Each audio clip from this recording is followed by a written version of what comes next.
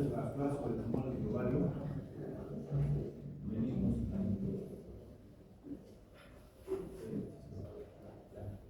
Entonces, el cáncer más importante es el cáncer de cuello uterino y el de mama.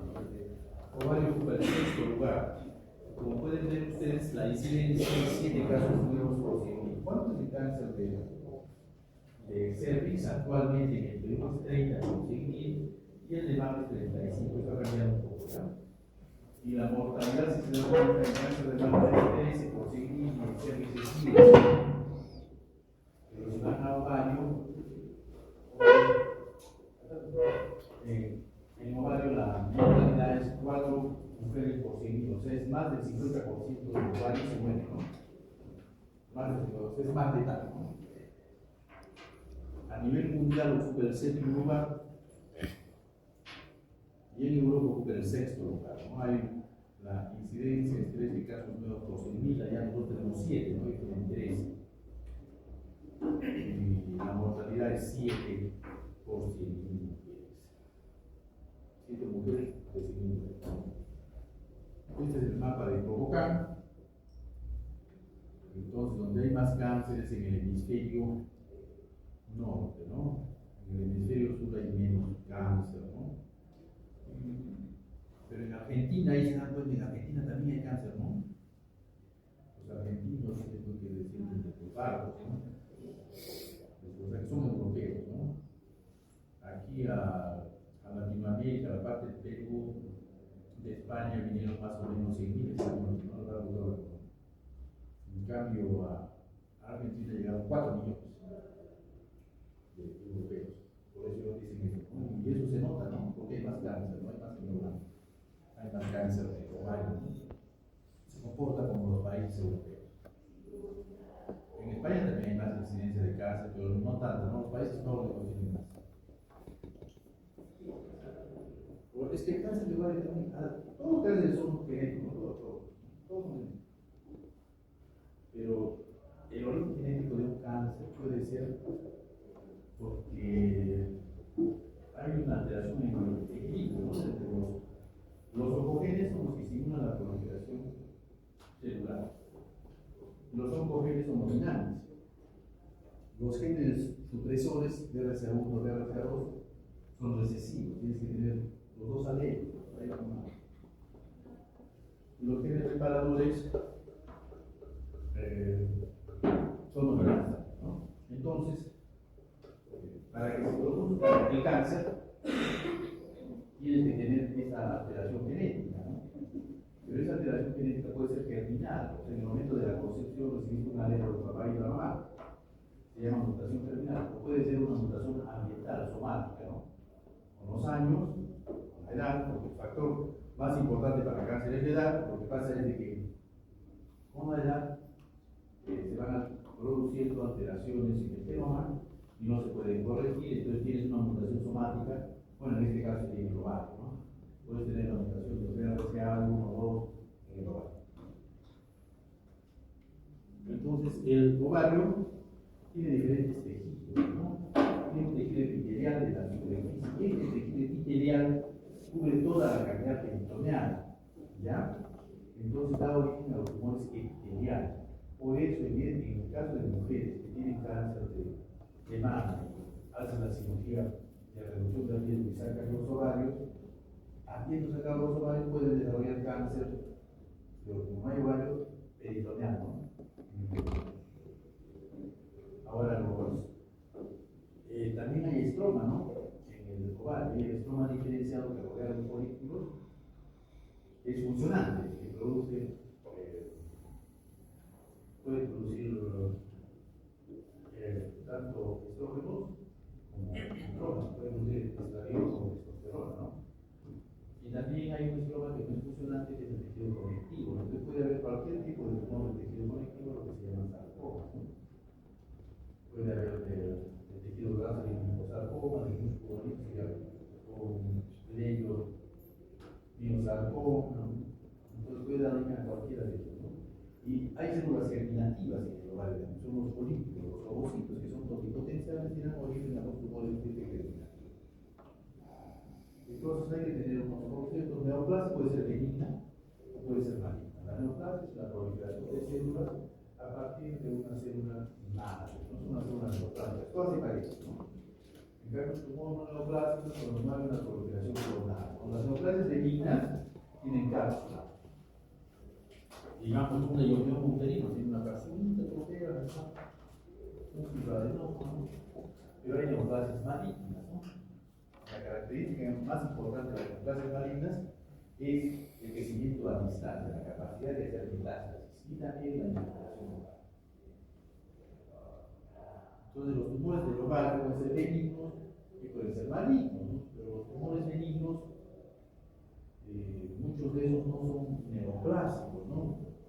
Tumores no neoplásicos son los quistes, ¿no? Y hay diferentes quistes, ¿no? En el ciclo menstrual de la mujer hay un desarrollo folicular cada día, hay un reclutamiento en los primeros 5 días y después va creciendo y solamente hay un folículo dominante que debe llegar a 20, 25 milímetros, 30 milímetros. Pero ¿qué ocurre? A veces ese folículo no se rompe, entonces se forma un quiste de inclusión, un quiste folicular, o cuando ovula, el cuerpo lúteo se llena de, puede ser de sangre o puede ser de líquido, de agua, de suelo, entonces sería quiste cuerpo lúteo. O en el embarazo también pueden crecer esos por sobreestimulación de las gonadotropinas, pueden crecer esos quistes, se llaman luteoma en el embarazo, ¿no? O quistes luteínicos, ¿no? Pero también puede haber de que en el ovario hay tejido endometrial, entonces hay la menstruación puede ser excedente, se retiene el líquido, sangre, en este caso, podemos hacer. Pero no son tumores neoplásicos, ¿no? Y también hay tumores neoplásicos, ¿no? Son los histoadenomas, ¿no? Oma quiere decir que es benigno, ¿no? Histoadenoma seroso, mucinoso. Los tumores sólidos, adenofibroma, tumor de Brenner, de células germinativas, fibromas, tricomas, todos estos son benignos, ¿no? Las pacientes que tienen estos tumores de ovario, ¿por qué vienen a la consulta? Vienen porque se altera la regla, porque no menstruan, vienen porque en lugar de menstruar cada 28 días menstruan cada 15 días. O sea, pueden venir con una alteración menstrual, pueden venir también porque pueden tener dolor, ¿no? O sangrado, porque muchos quistes. Entonces, por esas cosas vienen. Entonces viene de sonografía y ahí está el quiste, ahí puede ser. Entonces, ¿cuál es el manejo de estos quistes, ¿no? Pueden ser benignos, pueden ser malignos. ¿Cómo hacemos el diagnóstico? Tenemos algunos criterios, ¿no? Un criterio para edad, ¿no? El cáncer de ovario es más frecuente en mujeres posmenopáusicas mayores de 50 años. Si viene una paciente de 20 años, lo más probable es que tenga un quiste benigno, ¿no? Los quistes foliculares, digamos, no son tan grandes, miden 6 a 8 centímetros. Son los que se llaman, pues, funcionales, ¿no? Entonces, estos funcionales, ¿qué se hace con ellos? Se pueden controlar, ¿no? O sea, ¿qué quieres controlar? Te haces ecografía ahora y al mes puedes hacer una ecografía y al mes por 3 meses. Pero si es que persiste, entonces en esos casos, si persiste más de 8 semanas o 12 semanas, ahí no tomas una decisión quirúrgica. Pero también le puedes dar anticonceptivos, ¿no? Los anticonceptivos van a bloquear la FSH y la LH, entonces va a hacer de que disminuya el tamaño del quiste. Entonces hay diferentes quistes, ¿no? El quiste de cuerpo lúteo, cuando la mujer está menstruando y de repente viene porque tiene dolor, estos dan dolor, ¿no? Entonces estos quistes de cuerpo lúteo a veces se hacen hemorrágicos, entonces vienen con dolor y da esa ecografía, ves el quiste, donde hay líquido libre de sangre en cavidad, entonces sale sangre. Entonces tiene mucho dolor, es abdomen agudo quirúrgico, tiene bronca, tú presionas, sueltas y te duele. Entonces le han hecho la laparoscopía y a veces sangre, no hacen hemorragia, entonces tienes esto. Puedes confundirte con un prótico, ¿no? Entonces me pides HPV y es negativo, eso es lo que te hace el diagnóstico diferencial, ¿no? Los quistes de la teca es en las pacientes que tienen moda electriforme, enfermedad neoplástica o carcinoma, ¿no? Normalmente un ovocito es fecundado por un espermatozoide. ¿Qué pasa si 2 espermatozoides o 3 fecundan un ovocito? Entonces ya no sería diploide, sería triploide, ¿no? La prueba. En Entonces, en estos casos se desarrolla solo tejido trofoblástico, no desarrolla embrión, y eso se llama mónida piriforme por el carcinoma. Entonces, este tejido trofoblástico produce HCG beta, entonces la cadena alfa es igual de la HCG beta que de la FSH, ¿no? Entonces estimula y por eso producen unos quistes tecaroteínicos en los ovarios, pero ellos no se operan, son de tratamiento médico. Entonces, cuando se hace una ecografía, ustedes tienen que ver las características del quiste, ¿no? Si es totalmente negro, quiere decir que es anecogénico, ¿ya? Entonces, eso quiere decir que es líquido, que es algo, que es simple, y después tiene que ver el contenido, o sea, la gente hay vegetaciones, y hay un refuerzo posterior, la pared posterior se ve más blanca. Con esto es el diagnóstico de un quiste simple. Ese quiste pequeño, si tiene 6 a 8 centímetros, lo pueden observar, ¿no? En el caso de este otro quiste, el contenido es totalmente negro, tiene algunos ecos, ¿no? Unos ecos refringentes. Eso quiere decir que no es agua, eso debe ser más denso, puede ser sangre, puede ser moho. En este caso es un quiste hemorrágico, exacto.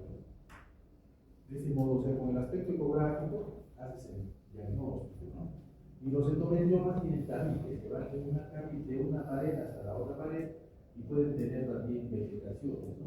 Entonces hay que medir el diámetro, cuando es más de 5, más de 7 sospechas de malignidad. Este es un endometrioma también, no es totalmente negro de contenido, es ecorefringente y es homogéneo. El vidrio es mediado, por ejemplo, ¿no?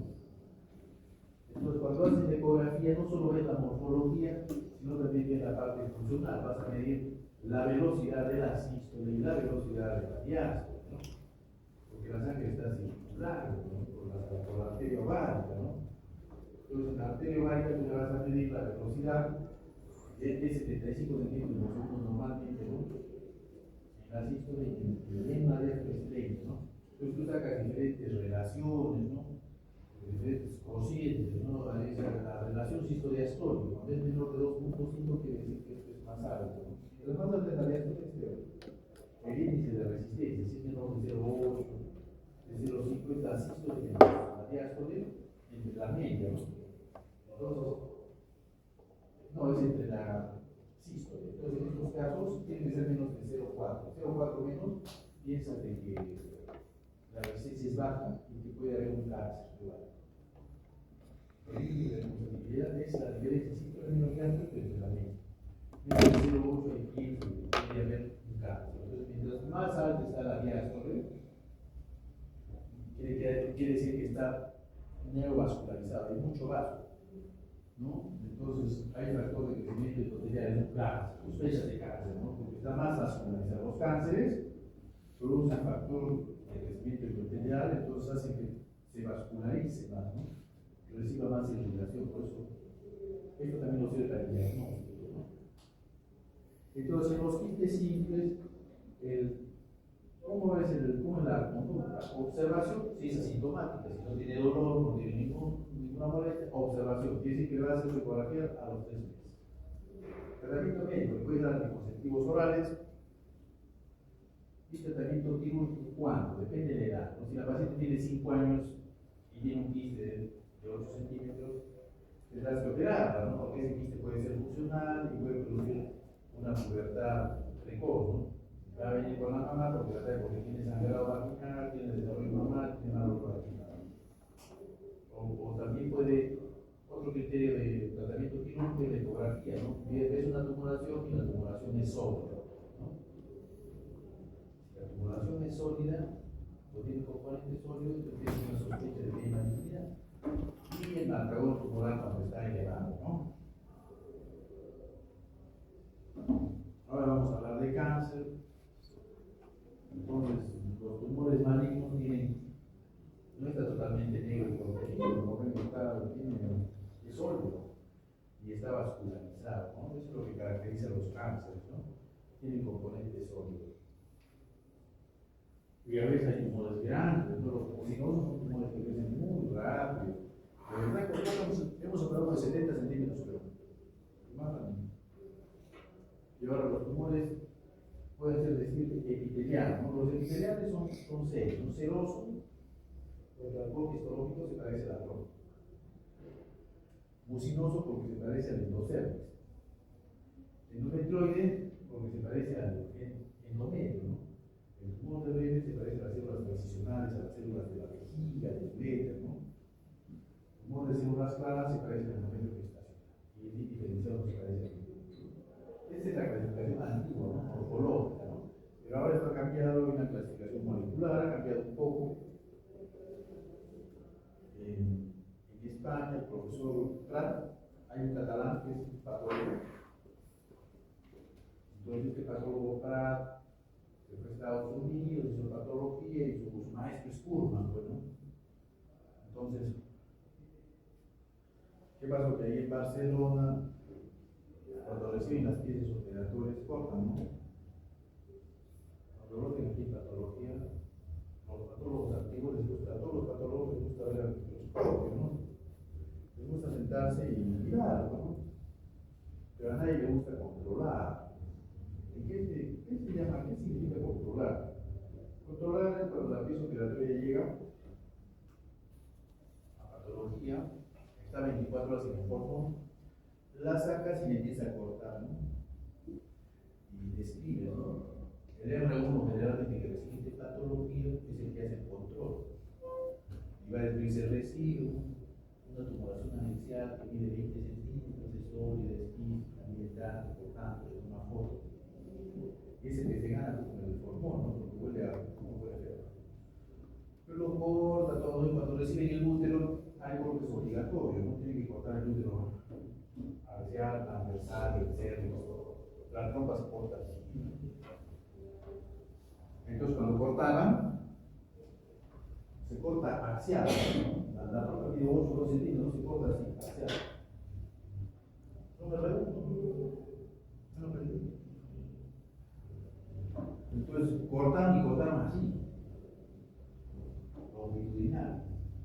Entonces, como cortaron por eso, entonces, los patólogos ya que estaban ahí sentados esperando la pieza, miraron hilos de carcinoma en las fibras, ¿no? Entonces, este doctor Prat, español, catalán, ¿por qué tiene que haber cáncer en la trompa? Dijo, ¿no? Entonces vieron la morfología y es igual a la de Noray, ¿no?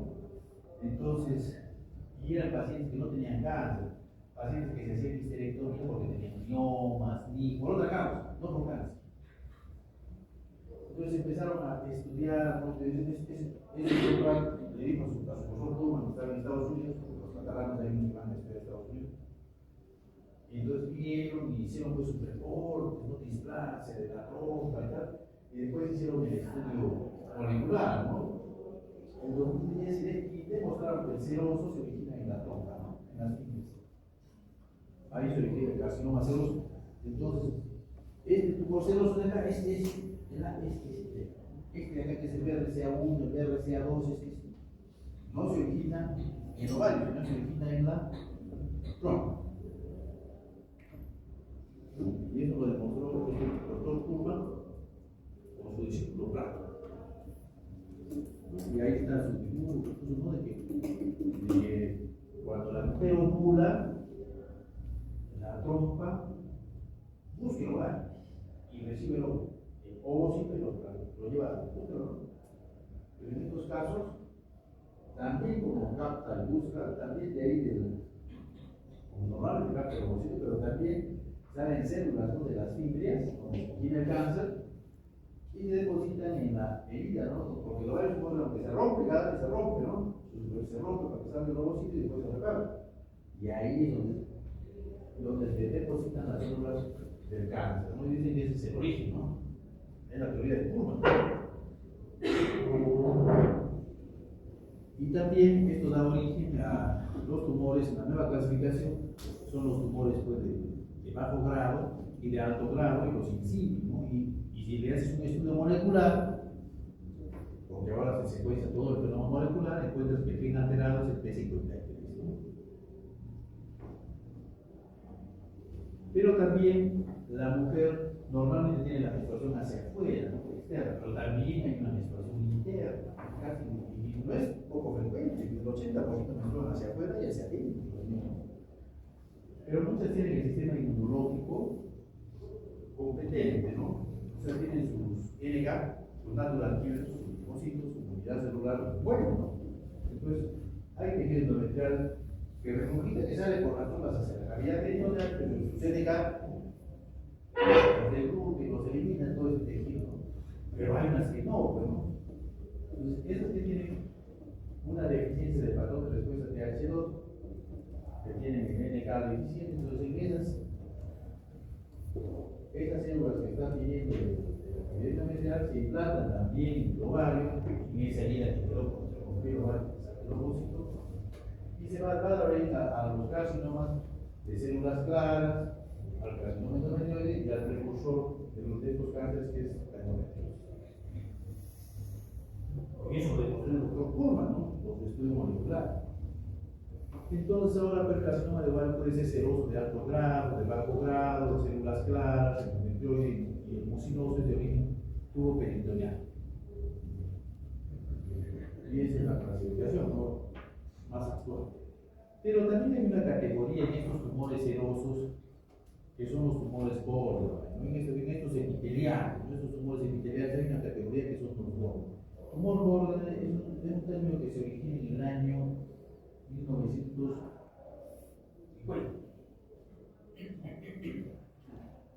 Entonces, el término displasia empieza en el año 60. ¿No? La clasificación de displasia cíclica fue el término NIL el año 72. NIL de bajo grado, alto grado, el año 88, ¿no? Entonces estas cosas cambian la nomenclatura, ¿no? Pero lo que pasa es que esto aparece tan antes, ¿verdad? En el año 50, cuando no existía nomenclatura, ni siquiera existía la palabra carcinoma insisto, recién se inicia en el año 60, que le llaman tumores borderline.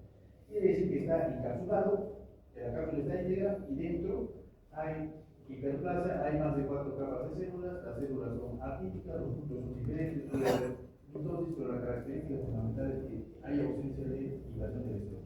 ¿Ya? Entonces, se le llamó borderline, pero no es correcta esa nomenclatura, ¿no? Si tuviéramos la nomenclatura de algo, pues se le sigue llamando así como toda la medicina se. Pero no es un nombre correcto, no debería ser un carcinoma en sí, ¿no? Debía ser, bueno, se ha quedado con ese nombre. Entonces, acá pueden ver un corte, un quiste benigno, tiene una sola capa de célula, ¿no? Un borderline tiene 3, 4 estadios de células, pero no infiltra el estómago. Y el carcinoma es el que sí infiltra el estómago, ¿no?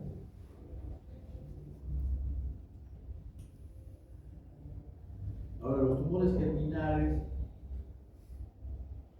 derivan de los ovocitos, ¿no? Representan los estadios evolutivos, ¿no? La célula germinativa primordial es el disgerminoma, ¿no? Porque en esta célula tú no puedes decir que es una célula epitelial, es una célula muscular, no puedes decir que no es una linfocito, nada, es una indiferencial total, disgerminoma. Y tiene un marcador tumoral que es la desinogénasa láctica y puede marcar el HCG, ¿no? Entonces la célula germinativa primordial, ¿no? Cuando se parece a ese tumor que dice que es un disgerminoma esotérico, digamos buen pronóstico, mejor pronóstico que los otros. El tumor del seno endodermal, o short sac, o tumor del saco epitelino, produce alfa-fetoproteína, ¿no? Porque cuando se une el espermatozoide con el ovocito se forma el cuerpo embrionario y el otro el lado popular, ¿no? Pero también hay un seno endodermal, ¿no? Y se identifica porque produce alfa-fetoproteína. El poliocarcinoma es que es tejido popular por la placenta y lo van a identificar porque produce HCG. Y el carcinoma embrionario produce los dos. El teratoma ya tiene tejido maduro, ¿no? Tú puedes decir esto es epitelio, esto es nervio, esto es grasa, esto es pelo, esto es piel. Entonces, el teratoma ya tiene tejido maduro, pero también puede tener inmaduro, ¿no? Cuando es inmaduro no tiene epitelio. Y acá te puede haber mezcla de tumores, puede tener diferentes porcentajes de cada uno. El disgerminoma, el seno endodermal, el carcinoma, esos son los polioembiomas, entonces tienen peor, cuando es mixto es peor. Y el gonadoblastóma es la mezcla de un tumor germinal y un tumor estromal. El más frecuente de los germinales es el disgerminoma y el más frecuente de los estromales es el tumor de la glandulosa. Entonces acá ven el disgerminoma Estos tumores son sólidos, los tumores germinales son sólidos. Nosotros cuando hacemos, ustedes cuando terminan van a hacer pues el internado, ¿no? Cuando van al internado, van a hacer una tesis para graduarse de médicos y después van a tener que hacer el serum y después van a postular a la residencia, para hacer la residencia básica. Yo hice que usted dice que en el Hospital Nacional, después tiene que hacer una subespecialidad. Yo en el Instituto de Enfermedades Neoplásticas por la Universidad Cayetano Heredia. Y ahí tuve que hacer la tesis, porque mi tesis fue de tumores germinales, ¿no? Y ahí cuando revisamos los tumores germinales, casi todos son sólidos. Los germinales son sólidos. Tienen buen pronóstico, pero todos son sólidos. Entonces, puede haber diferentes tipos de teratomas. Inmaduros son los peores, pero hay teratomas maduros. El teratoma maduro es el más frecuente, ¿no? En los exámenes de la residencia se les pregunta sobre cuál es el tumor benigno más frecuente en mujeres jóvenes. La respuesta es el endometrioma, ¿no? El tumor benigno más frecuente en mujeres jóvenes. Pero si te dicen, ¿cuál es el tumor germinal benigno más frecuente? Germinal, todos son cáncer, todos son malos. Pero ¿cuál es benigno? Solo el teratoma maduro, ¿no? Y el teratoma maduro es el que tiene el pelo, los huesos, ¿no? Pero también te pueden hacer la pregunta, ¿cuál es el tumor germinal maligno más frecuente? Es el disgerminoma, ¿no? Con una palabrita cambia la opción de respuesta, ¿no? Y estos tumores, estos teratomas pueden tener tejido maduro, pueden tener tejido tiroideo, ¿no? Pueden tener, o sea, pueden tener diferentes, cualquier tejido puede tener teratomas, o potencial, da origen a un ser humano que puede darle a cualquier tipo de órgano. Entonces, los tumores germinales representan los estadios evolutivos del desarrollo embrionario, ¿no? El ovocito, el que se parece más al ovocito va a ser el disgerminoma, el que se parece a las células internas del carcinoma embrionario, el que tiene tejido de embrión maduro, el teratoma, el que tiene el saco ventrino, los sacos en el neuronal como el saco ventrino, y si tiene vellosidades, tejido trofoblasta, pues el carcinoma. La tercera categoría son los tumores del estómago anal, o dones sexuales. Estos se dice que son tumores funcionantes, ¿no? ¿Por qué se dice que son funcionantes? Porque producen hormonas. Pueden ser tumores virilizantes o pueden ser tumores feminizantes. ¿Cuáles son los tumores feminizantes? Los que producen estrógenos, estradiol. ¿Dónde se produce el estradiol? En las células de la granulosa, ¿no? Entonces los tumores de la granulosa de la teca van a producir estradiol. ¿Qué pasa si este tumor, entonces tiene dos formas este tumor, la presentación adulta y la presentación juvenil? 90% son los adultos, se presenta en la posmenopausia. Entonces si la señora tiene 60 años o 70 años, ¿por qué va a venir la señora? Porque tiene sangrado. ¿Por qué tiene sangrado? Porque tiene un tumor en el ovario sólido y este tumor está produciendo estradiol, ¿no? Y ese estradiol está haciendo que se endurece el endometrio y está sangrando. Entonces, eso es lo que da. Pero ¿qué pasa si este tumor de la granulosa tiene la forma juvenil y se presenta en una niña de 8 años o de 5 años? Va a tener pubertad precoz, empezar a menstruar, desarrollo mamario, una bola vaginal. Esos son los feminizantes. Y los virilizantes son los que producen andrógenos, ¿no? El tumor de Sertoli Leydig o tumor de células lipoideas, estos producen andrógenos, producen testosterona. Como producen testosterona, son tumores sólidos y esta paciente, ¿por qué va? Porque tiene oligomenorrea, amenorrea. Estuvo cada 6 meses, ¿no? Tiene alteración, puede tener infertilidad, pero tiene signos de hiperandrogenismo, ¿no? Puede tener crecimiento del clítoris. ¿Cuánto? Puede tener más de 1 centímetro, para que digas que tiene hipertrofia.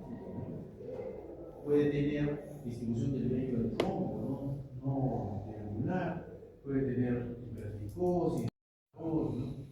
Bueno, y el glioblastoma es un tumor mixto, produce las dos cosas. Pero también puede haber neoplasias de tejido conectivo, de específico, ¿no? Porque en el ovario también hay músculo liso, hay en los vasos, ¿no? Entonces puede haber fibromas, angiomas, adenomas, linfomas, sarcomas, puede haber hasta leucemia, el ovario es totipotencial, cualquier neoplasia puede tener. Y también puede haber neoplasias metastásicas. ¿Por dónde llegan estas neoplasias metastásicas? Y hematógenas, llegan por la sangre, ¿no? Entonces, el tumor que se describió más frecuente era un tumor, el tumor de Krupke, pero era un cáncer de células del anillo de sello que había hecho metástasis a lo bajo, ¿no?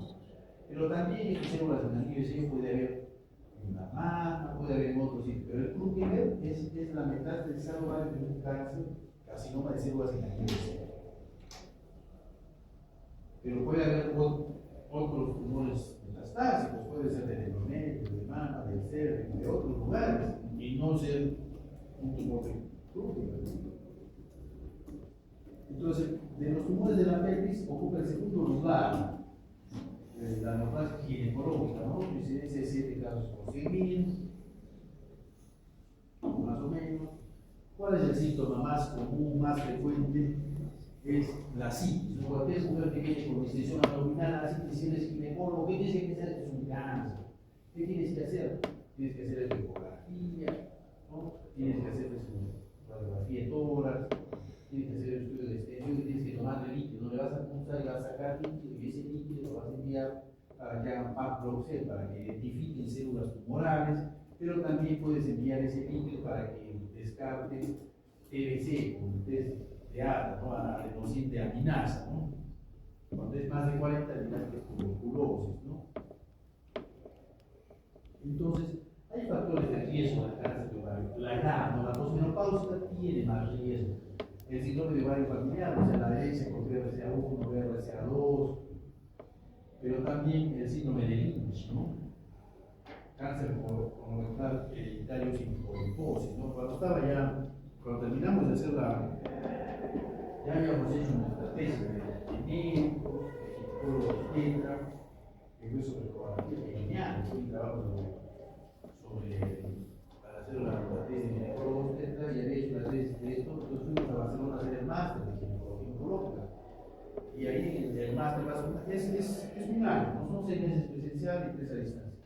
Entonces en la parte presencial haces un curso de genética.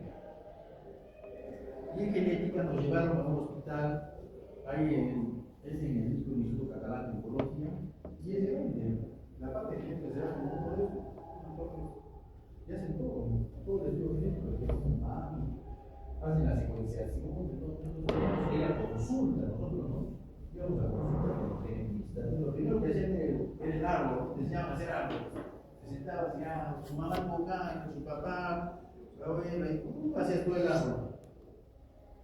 Todo era el árbol, y una vez que hacías el árbol, venían pacientes con síndrome de Lynch, si tiene síndrome de Lynch, yo ya acá, tiene síndrome de Lynch, otro día, o sea, digamos, el abuelo o el bisabuelo tuvo cáncer a los 60 años, el abuelo tuvo a los 50, la mamá tuvo a los 40 y ahora el hijo tiene a los 30, ¿no?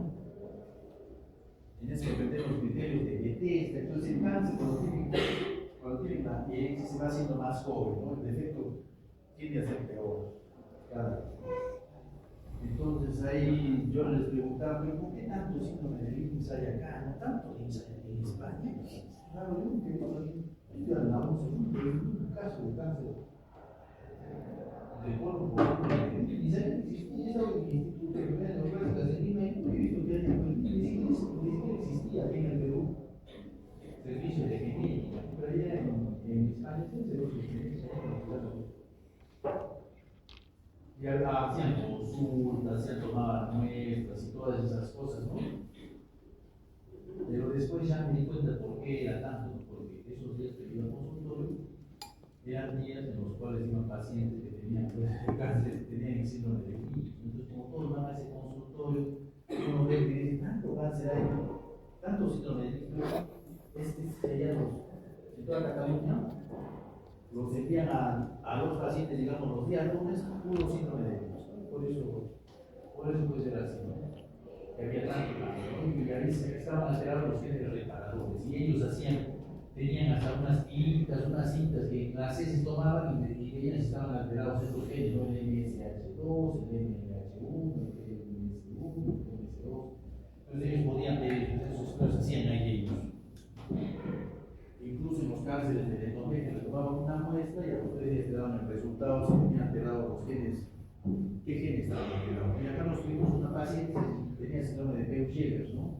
Una señora porque tenía tumor de ovario grande, bilateral, 21 años, tumor de ovario. Endoscopía, cáncer de estómago, a los 21 años, ¿por qué va a tener? Y tenía estas manchas, no es el Peutz-Jeghers, ¿no? Tenía manchas acá en la parte radial, acá de los dedos, muy en las plantas de los pies. Y cuando le hemos operado, hay en el quiste, todo, ¿no? Y en el estómago se le hizo una gastrectomía, ¿no? Pero en el estómago tenía más de 1000 pólipos, tiene la cantidad de pólipos como muchos pólipos que teníamos. Y esos eran los pólipos del ovario. Tuvo cáncer de ovario, ¿no? A los 21 años. Pero esto es hereditario, ¿no? Pues el cáncer de ovario es de difícil diagnóstico porque no es accesible, ¿no? Es como el cervix que tú le pones el espejo y puedes tomar un papanicolado, hacer una colposcopía, o una como la mano, puedes tocar, palpar, examinar. Entonces, generalmente cuando se diagnostica esa enfermedad avanzada, es difícil que entonces muestra inicial, no da síntomas, cuando da síntomas es cuando es avanzada, distensión abdominal, dolor, trastornos urinarios, pérdida de peso, son casos avanzados, ¿no? Entonces, por eso la mayoría, la tasa de mortalidad es más del 50%, ¿no? El cáncer de mama se mueren, digamos, 20%, ¿no? El cáncer de cervix se mueren, digamos, 30%, ¿no? Pero acá es el 50%, más del 50%. Esa es la examen. ¿Cuál es el cáncer de color más letal? ¿No? Cáncer de ovario, ¿no? Más de la mitad, ¿no? Entonces, para el diagnóstico tienes que tener imágenes, ecografía, tomografía, resonancia, urografía, colon, tomografía. ¿Y por qué el colon con enema? Porque a veces hay que hacer diagnóstico diferencial. Cuando es inicial el cáncer es fácil de diagnosticar, es primario de ovario, ¿no? Pero cuando hay carcinomatosis ya no sabes de dónde fue el primario. Puede ser primario de endometrio, puede ser primario de cervix, puede ser primario de colon, puede ser primario de estómago. Entonces hay criterios para diferenciar, tienes que hacer endoscopía alta, baja. Entonces hay criterios de malignidad, de tamaño. Entonces el quiste se llama en ese tiempo, entonces sospechas de malignidad. Bilateralidad, componente sólido que tenga también más de mililitros, así. Que no tenga calcificaciones, porque si hay calcificaciones es un teratoma, ese es el mismo, ¿no?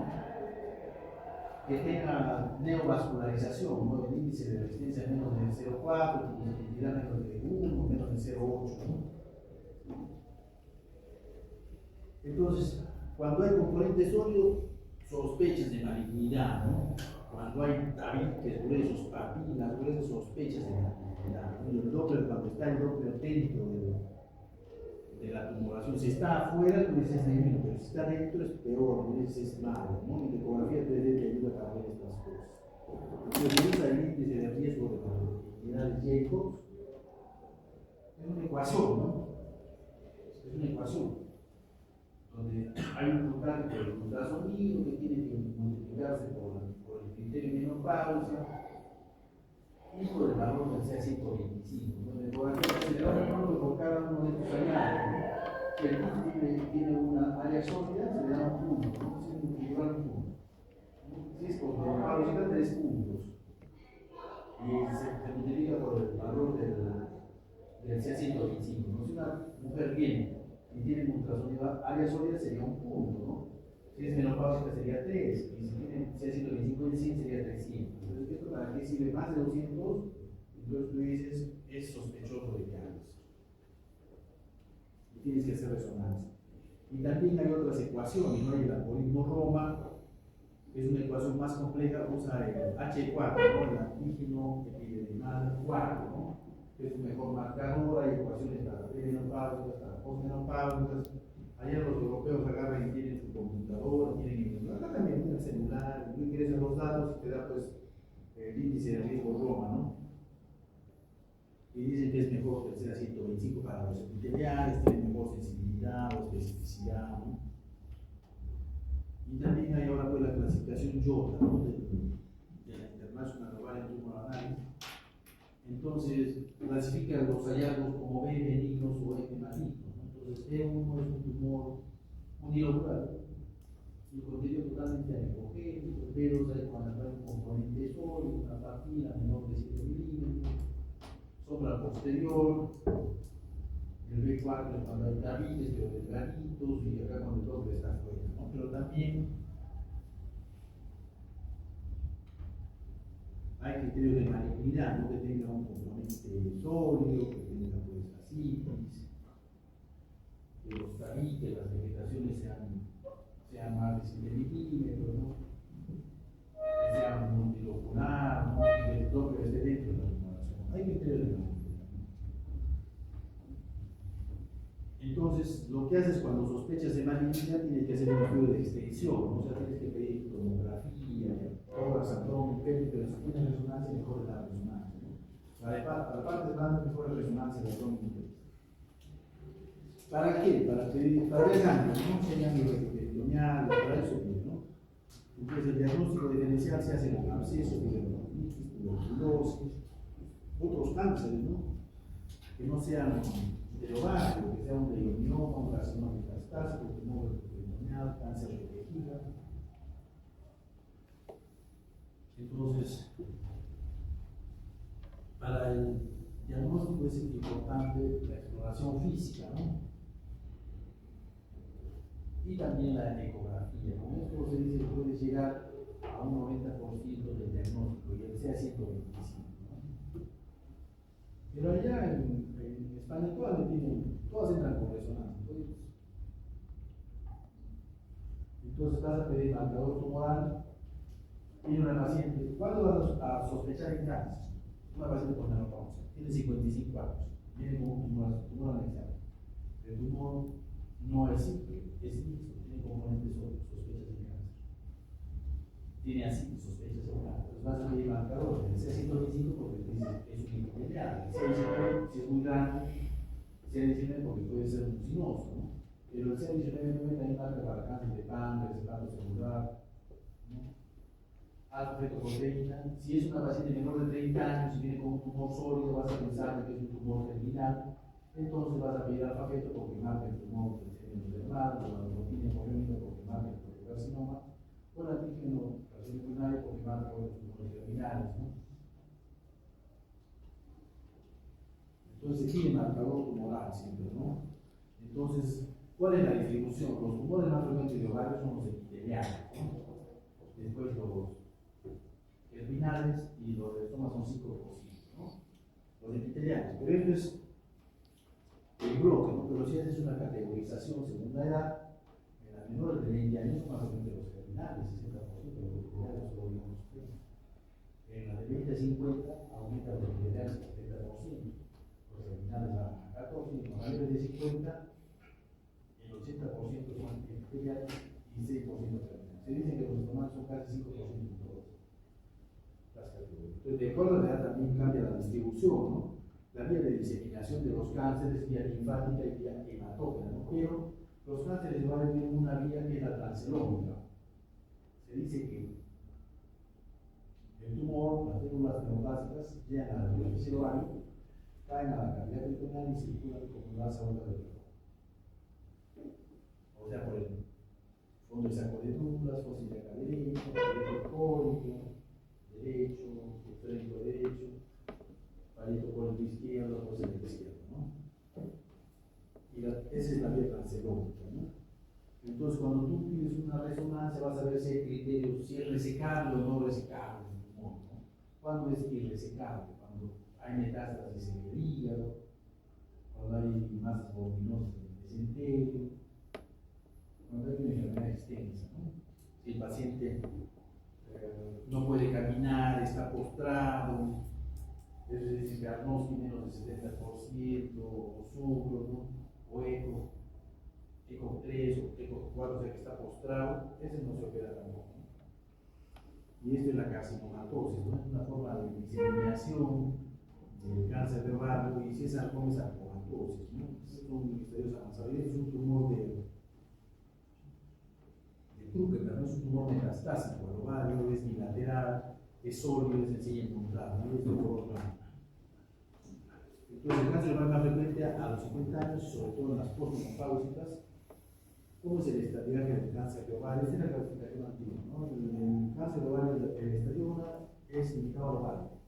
1A, un ovario cápsula íntegra, 1B, dos ovarios cápsula íntegra, 1C cápsula o lavado de la el estadio 2, cuando además tiene extensión pélvica. ¿Qué quiere decir extensión pélvica? 2A que se extiende las trompas, ¿no? 2B a otros tejidos pélvicos. ¿Qué otros tejidos de cómo desarrollo las inmunes?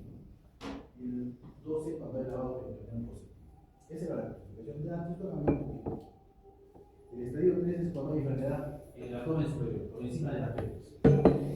La pelvis es lo que mira del promontorio hacia abajo, no una línea del promontorio hasta el pubis, por debajo de la pelvis, por encima es el abdomen superior. Entonces, cuando hay metástasis en el abdomen superior, si es menor de 2 centímetros, si es microscópico, 2A. Si es menor de 2 centímetros, sería 3C. Y si es más de 2 centímetros, 3C. Si hay ángulos positivos, serían 13. Y 4 en estas distancias. Así era la clasificación antigua. Pero han cambiado algunas cosas, ¿no? Como ahora se dice que se origina en la trompa, entonces el estadio 1A se dice que puede ser del hogar y puede ser del tronco. En 1B también, pero el 1C, ¿qué es lo que cambia? Siempre el 1C1 que es la operatoria, ¿no? A veces cuando estás palpando, se rompe, es peor pronóstico, ¿no? La cápsula rota preoperatoria, la presencia de células dañinas en las circunstancias, son diferentes grados de gravedad, ¿no? Se ha incorporado las trompas y se ha puesto si se rompe o no se rompe el pulmón. En el estadio 2, antes era 2A, 2B y 2C, ¿no? Ahora solo es 2A cuando se extiende al útero las trompas o los ovarios y 2B otros tejidos pélvicos, ¿no? Porque las clasificaciones estas son de acuerdo a la sobrevida, ¿no? Y se ha visto que si hay enfermedad en la pelvis, esté tendida al fin no lo puede sacar y la sobrevida es igual. No cambia la sobrevida. El estadio 3 ha cambiado un poco, es metástasis microscópicas, pero será 3A1 cuando estas metástasis son menores de 10 milímetros, y el estadio 3A2 cuando las metástasis extrapélvicas, ¿no? Microscópicas. Entonces, ha cambiado un poco esta parte de las metástasis, ¿no? Los ganglios regionales en cáncer de ovario son los ganglios pélvicos y paragónicos.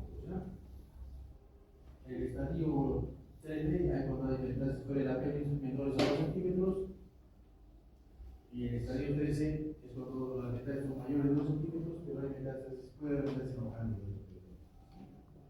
Eso ha cambiado, y también el estadio 4 también ha cambiado, antes era solo 4, ahora es 4A, cuando es derrame pleural con citología positiva, y 4B cuando hay metástasis parenquimal en el hígado en este caso, o enfermedad a distancia. Entonces, la mayoría de los estadios, 50%, 52% tienen estadio 3. Por eso tienen peor pronóstico, porque vienen en estadio más avanzado. Entonces, ¿cuál es el tratamiento del cáncer de ovario? Cirugía, ¿no? Lo más importante es que la opere, que no deje de enfermedad. Absolutamente. Es lo más importante. Y que es quimioterapia basada en platino. La mujer que responde a platino va muy bien. Mejora la sobrevida. ¿Cuánto es el tiempo de sobrevida? En el estadio 1, 90% a 5 años. En el estadio 2 baja a 60, en el estadio 3, 40, y en el estadio 4, 20% a 5 años. Entonces, lo que se trata es de que la sobrevida global aumente, ¿no? Es lo que se quiere. Entonces, se hace la cirugía para confirmar el diagnóstico y ver el estadio. Entonces, la cirugía tiene nombres, ¿no? Si es una enfermedad temprana, enfermedad temprana son los estadios 1 y 2. Es enfermedad en la pelvis, ¿no? 1 y 2. Y los estadios avanzados es en el abdomen superior. Entonces, en los estadios tempranos la cirugía se va a llamar estadificación o estadial. Y en los estadios avanzados, citorreducción. Quiere decir, cuando hay enfermedad avanzada, cuando con el ojo, macroscópicamente tú ves implantes en el abdomen superior. Lo sacan, los congelas y el patólogo dice que es cáncer. Entonces, cuando tú sacas toda la enfermedad, se llama R0, citorreducción completa R0. Citorreducción óptima, R1, menos de 1 centímetro de diámetro de enfermedad. Subóptima, más de 1 centímetro, ¿no? Entonces, así son los nombres de las cirugías. Entonces, la mayoría de las pacientes vienen en estadio 3. Por eso tienen pronóstico 3C sobre todo, ¿no? Entonces, el estadio que se hace en los estadios 1 y 2. ¿Y cómo es esta cirugía, se hace una incisión psicocubiana y se tiene que tomar muestra de líquido acítico en cloruro, no en agua, porque no en las células. Vas a sacar el tumor anexal, lo envías a congelar, el patólogo 20 minutos, 15 te dice es carcinoma, puedes venir como que es maligno, si te dice que es maligno, entonces sigues con la cirugía, sacas esto, histerectomía, anestectomía contralateral, anestectomía, ya biopsias, ¿no? De los talleres cólicos, derecho, izquierdo, esofégico, duras, etc. Si es mucinoso, sacas el apéndice, porque el primario puede estar en el apéndice, ¿no? Pero puede haber en algunos casos estos cánceres en mujeres jóvenes, ¿no? O sea, mujeres que deseen tener hijos, que tienen menos de 40 años. Entonces, y tú puedes conservar el útero y el ovario contralateral. A esto se refiere la cirugía de conservación. ¿Y cuándo se hace esto? Cuando el tumor está limitado a un ovario y la cápsula está en estadio 1A, grado 1, tiene la pelvis normal, está encapsulado, tiene este hacia el otro lado, y cuando tenga ya su hijo, uno o dos, los que tenga, hay que sacar el útero y hay que sacar el ovario, ¿no? Porque el riesgo persiste. La aventura operante, pero a los 5 años puede ser recidiva en el ovario que dejaste, en el útero que dejaste, ¿no? Entonces, en los estadios 1 y 2 se hace estadificación, ¿no? Anestectomía, congelación, histerectomía, todo eso, ¿no? Entonces, todas van a recibir quimioterapia. La única que no recibe quimioterapia es la grado 1, pero que estadio 1A, ¿no? 1A. 1A es la única que no va a recibir. Todas las otras van a recibir quimioterapia. Carboplatina, paclitaxel, cada 21 días. A medida que avance el estadio, das más ciclos, ¿no? Si es un estadio 1, de repente das a los 3, si es un estadio 2, das a 4. Pero si es estadio 3, de 6 a 8. Si es enfermedad avanzada, enfermedad macroscópica, la de la apéndice, la zona superior, entonces tienes que tratar de hacer citoreducción primaria. Si logras sacar toda la enfermedad, no queda enfermedad, entonces haces quimioterapia intraperitoneal. Ahora hay una técnica que se llama Hype, que pones cuatro tócares acá en el abdomen y por ahí vas a pasar la quimioterapia a 65 grados en una hora. El carbohidrato empecé entonces te aumenta la sobrevida. Porque una paciente con un estadio 13, normalmente si le daba solo carbohidrato para que Excel, vivía 60 meses. Si le das quimioterapia peritoneal va a vivir 6 meses más, 66. Si le das cisplatino, vive 50 meses, ¿no? Entonces aumenta un poquito, ¿no? La sobrevida. Pero ¿qué pasa si tú haces la citorreducción y te queda menos de 1 centímetro, o sea, citorreducción óptima, nomás, no completa? Entonces tienes que darle carbohidrato para que te y agregarle la cesumada. Pero ¿qué pasa si queda tumor más de 1 centímetro? Entonces ahí tienes que agregar otras drogas, individualizar tratamiento, colaparin. Si es estudiar si es BRCA1 o BRCA2. En los celosos que son G3 se les considera BRCA1 y se les da colaparin, ¿no? Y si no es posible la citorreducción porque tiene enfermedad avanzada, metástasis hepática, esté en mal estado, le tienes que dar primero terapia neoadjuvante. Y después de 3 ciclos la opera se llama citorreducción de intervalo. Y le dan la quimioterapia. Entonces la quimioterapia se sustenta en 3 hipótesis. La hipótesis de destrucción logarítmica. Tú das la quimioterapia y quieres matar a todas las células. Para tú curar a una paciente con cáncer tienes que matar a la célula madre. La célula madre del cáncer. Tienes que matar. Tienes que curar cáncer. Pero la célula madre es viva, tiene resistencia, no se deja. Entonces no matas a todas. Siempre queda, y avanza al 99%, queda, según Skipper, queda el 1%. La hipótesis de Goldman nos dice que a medida que crece el tamaño del tumor hay más mutaciones.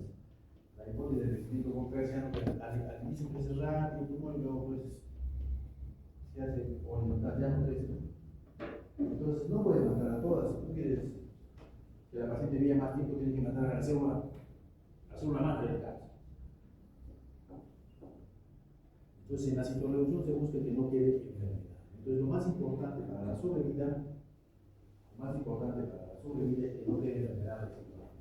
Si tú la operas a una paciente y dejas cero, no queda cirugía completa, la sobrevida global tiene acá con 39 meses. Sobrevida la hora se puede ver los resultados, ¿no? Su sobrevida global. Pero si le dejas de 1 a 10, los milímetros ya son 36 meses. Y si le dejas más de 10, ya son los 29 meses, ¿no? Entonces, si queda más enfermedad residual, peor pronóstico, ¿no? Y si la recidiva, en cáncer se habla de 3 términos, ¿no? Persistencia, recurrencia y progresión. Cuando la enfermedad regresa antes de los 6 meses, se dice que es persistencia. Si regresa después de los 6 meses, se dice que es recurrencia. Y si avanza la enfermedad antes de la zona superior o de metastásico, se dice que ha progresado de otro.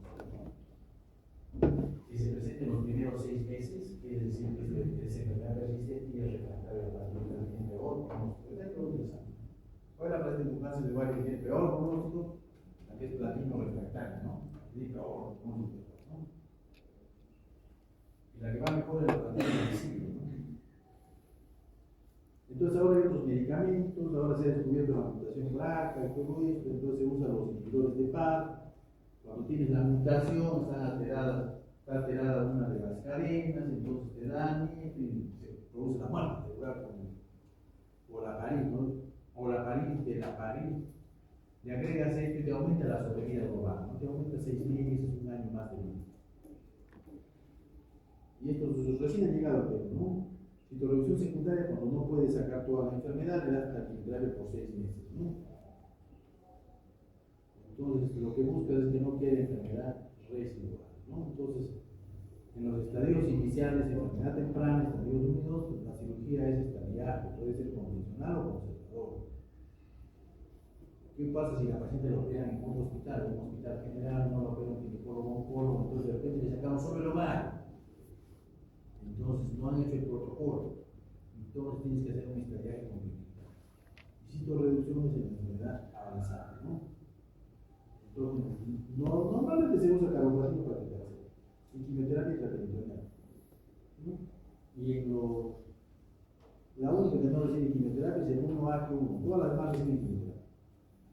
Las pacientes jóvenes, los tumores germinales, son sólidos, ellas reciben esquema B, domicilio toposio platino, y eso lo que da es fibrosis pulmonar.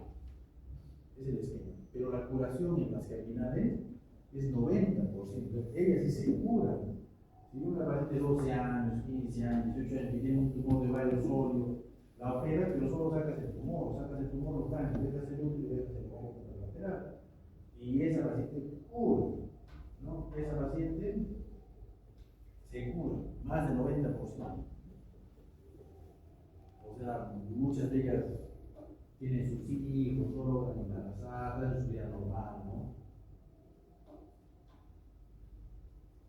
Pero los hijos a veces les salen muy seguido. Las madres que han tenido tumores germinales, a veces los hijos tienen leucemia. Entonces, ¿quién no se da en los tumores germinales? En los germinomas en estadio 1 y los teratomas en estadio 1, ¿no? Entonces, normalmente no se da radioterapia. Los cánceres de ovario se da cirugía y quimioterapia. Radioterapia tiene indicaciones cuando hay una recurrencia en la piel, en la cúpula vaginal, es la única indicación de la radioterapia. Porque no aumenta la sobrevida, no aumenta los efectos indeseables, ¿no? ¿Cómo se hace el control? Todos los cánceres se controlan cada 3 a 4 meses, es por 2 años. Después cada 6 meses hasta los 5 años, y del sexto al 10º año cada una vez al año, ¿no?